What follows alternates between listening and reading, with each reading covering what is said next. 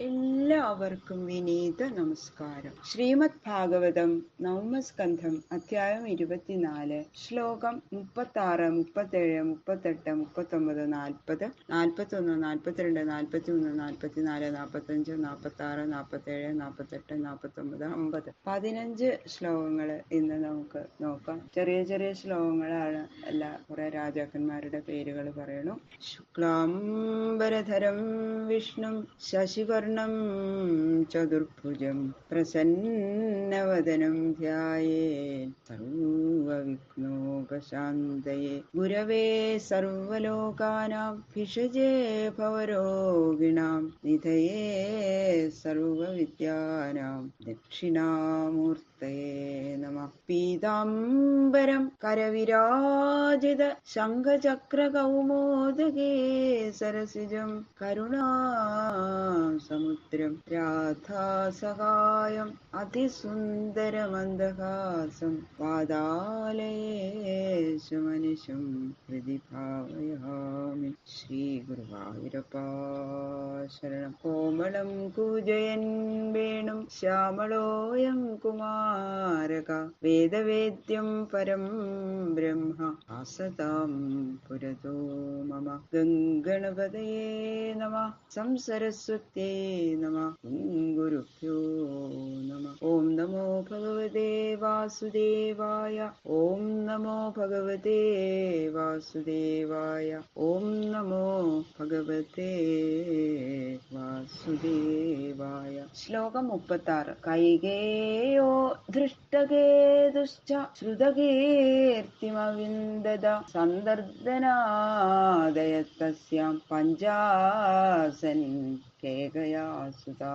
കേകയ രാജ്യാധിപനായ ധൃഷ്ടകേതു ശ്രുതകീർത്തിയെ വിവാഹം ചെയ്തു. ആ ശ്രുതകീർത്തിയില് കൈകയന്മാര് എന്ന് സുപ്രസിദ്ധരായിട്ടുള്ള സന്ദർദനൻ മുതലായിട്ടുള്ള 5 പുത്രന്മാര്, 5 പേരും സുപ്രസിദ്ധരായിരുന്നു. അവരെ കൈകയന്മാര് എന്നാണ് പറഞ്ഞിരുന്നത്. രാജാധിദേവ്യാം ആവന്ദ്യൗ ജയസേനോ ജനിഷ്ഠഃ ദമഘോഷശ്ചേതി രാജ ശ്രുതസ്രവസം അഗ്രഹീത്. രാജാധിദേവിയില് ജയസേനൻ അവന്തി രാജാക്കന്മാരായ വിന്ദാനുവിന്ദന്മാർ എന്നുപേരായ 2 പുത്രന്മാരെ ജനിപ്പിച്ചു. ജയസേനന് 2 പുത്രന്മാര് രാജാധിദേവിയില്, വിന്ദനും അനുവിന്ദനും. പിന്നെ ചേതി ദേശാധിപതിയായ ദമഘോഷൻ ശ്രുതശ്രവസിനെ വിവാഹം ചെയ്തു. ശിശുപാലസുതസ്തസ്യ കഥിതസ്തസ്യ സംഭവ ദേവഭാഗസ്യ കംസായാം ചിത്രകേതു ബൃഹദ്ബലൗ. ശ്രുതശ്രവസിന്റെ പുത്രൻ ശിശുപാലൻ. ആ ശിശുപാലന്റെ ജന്മവൃത്താന്തം ഇതിനു മുമ്പ് 7ാമത്തെ സ്കന്ധത്തില് പറഞ്ഞിട്ടുണ്ട് അല്ലെ. അങ്ങനെ വസുദേവ സഹോദരിമാരുടെ ഭർത്താക്കന്മാരെയും പുത്രന്മാരെയും ഒക്കെ വിസ്തരിച്ചു പറഞ്ഞു. അതിനുശേഷം വസുദേവന്റെ അനുജന്മാരുടെ പത്നിമാരെയും പുത്രന്മാരെയും പറ്റി പറയണം. വസുദേവന്റെ അനുജൻ ദേവഭാഗൻ. ആ ദേവഭാഗന്റെ ഭാര്യയായ കംസയില് ചിത്രകേതു ബൃഹദ്ബലൻ, ഇങ്ങനെ 2 പുത്രന്മാര് ഉണ്ടായി. കംസവത്യാം ദേവശ്രവസ സുവീര ഇഷുമാൻസ്തഥാ കങ്കായാമാനകാജാത സത്യജിൽ പുരുജിത് തഥാ.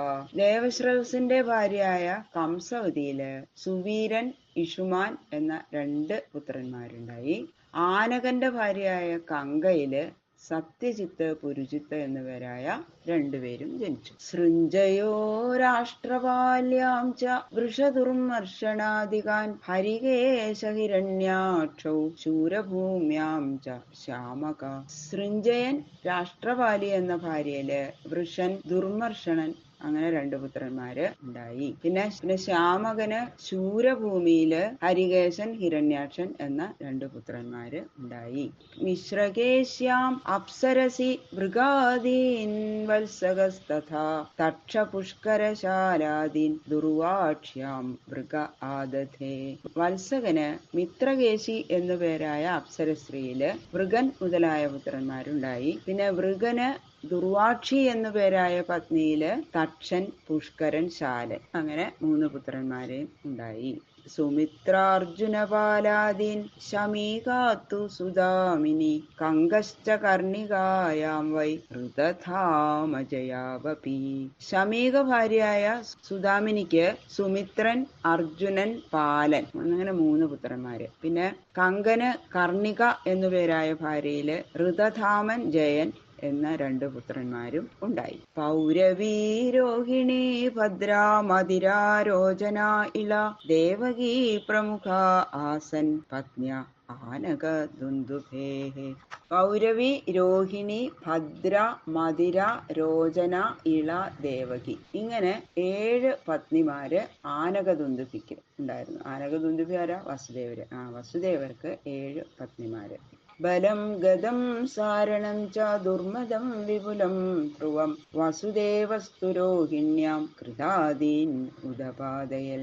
വസുദേവന് ബലൻ, ബലഭദ്രര്, ഗദൻ, സാരണൻ, ദുർമദൻ, വിപുലൻ, ധ്രുവൻ, കൃതൻ ഇങ്ങനെ 7 പുത്രന്മാര് രോഹിണിയില് ഉണ്ടായി വസുദേവർക്ക്. സുഭദ്രോ ഭദ്രവാഹശ്ച ദുർമദോ ഭദ്രയേവ ച പൗരവ്യാസ്തനയാ ഹേതേ ഭൂതാദ്യാ ദ്വാദശാഭവൻ. സുഭദ്രൻ, ഭദ്രവാഹൻ, ദുർമദൻ, ഭദ്രൻ, ഭൂതൻ മുതലായ അങ്ങനെ തുടങ്ങി 12 പേര് വാസുദേവന് പൗരവി എന്നുള്ള ഭാര്യയില് ജനിച്ചു. പൗരവിയില് 12 പുത്രന്മാരുണ്ടായി. നന്ദോപനന്ദകൃതക ശൂരാദ്യാമതിരാത്മജാഹ കൗസല്യാകേശിനം ത്വേകം അസൂത കുലനന്ദനം.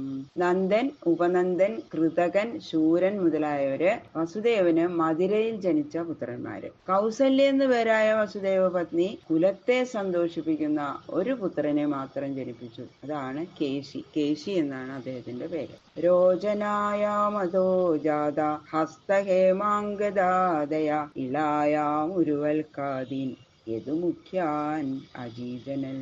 വസുദേവന് രോചന എന്നുപേരായ പത്നിയില് ഹസ്തൻ, ഹേമാങ്കദൻ മുതലായ പുത്രന്മാരുണ്ടായി. പിന്നെ ഇളയില് ഉരുവൽക്കൻ, യദു മുതലായ പുത്രന്മാരുണ്ടായി.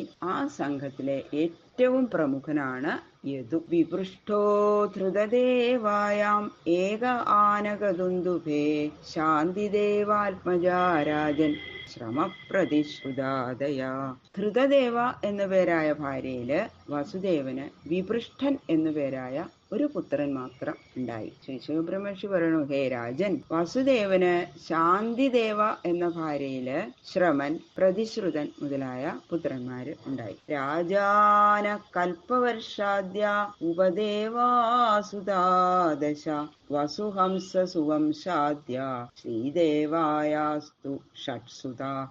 ഉപദേവ എന്നുപേരായ വസുദേവ ഭാര്യയില് കൽപ്പവർഷൻ മുതലായ 10 പുത്രന്മാരും ശ്രീദേവിയില് വസു, ഹംസൻ, സുവംശൻ മുതലായ 6 പുത്രന്മാരും ഉണ്ടായി. ദേവരക്ഷിതയാലബ്ധ നവചാത്രഗദാദയ വസുദേവസുതാനഷ്ടൗ ആദധേ സഹദേവയാ. ദേവരക്ഷിത എന്നുപേരായ വസുദേവന്റെ ഭാര്യയില് ഗദൻ മുതലായ 9 പുത്രന്മാര് വസുദേവർക്കുണ്ടായി. പിന്നെ സഹദേവ എന്ന ഭാര്യയില് 8 പുത്രന്മാരും ഉണ്ടായി. ബാക്കിയുള്ള ശ്ലോകങ്ങള് നാളെ നോക്കാം. സർവത്ര ഗോവിന്ദ നാമ സങ്കീർത്തനം. ഗോവിന്ദ ഗോവിന്ദ ഗോവിന്ദ.